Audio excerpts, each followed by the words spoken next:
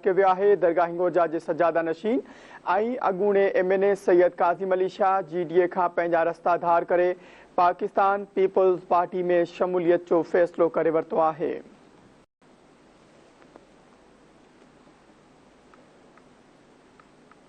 एक भेरो ॿीहर ब्रेकिंग न्यूज़ नाज़रीन अवां सां शेयर कंदा आहियूं।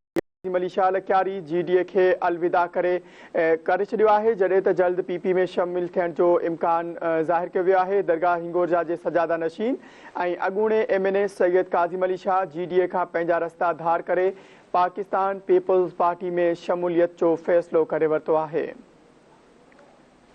ब्रेकिंग न्यूज़ अवां से शेयर कई पिया। सईद कासिम अली शाह लखयारी GDA खे अलविदा करे छॾियो आहे, जल्द PP में शामिल थियण जो इम्कान आहे। दरगाह हिंगोरजा जे सजादा नशीन ऐं अॻूणे MNA सैयद कासिम अली शाह GDA खां पंहिंजा रस्ता धार करे पाकिस्तान पीपल्स पार्टी में शमूलियत जो फ़ैसिलो करे वरितो आहे।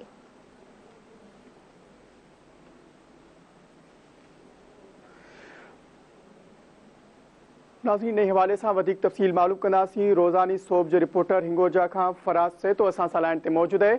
जी फरमान आगाह कजो, छा तफ़सील आहिनि? जी हिंगोरजा सां ताल्लुक़ रखंदड़ अॻूणे MNA दरगाह हिंगोरजा जे सजादा नशीन ऐं GDA जे मरकज़ी अॻवान पीर सैयद काज़िम अली शाह लखयारी GDA खे अलविदा करे पाकिस्तान पीपल्स पार्टीअ में शामिल थियण जो फ़ैसिलो करे वरितो आहे।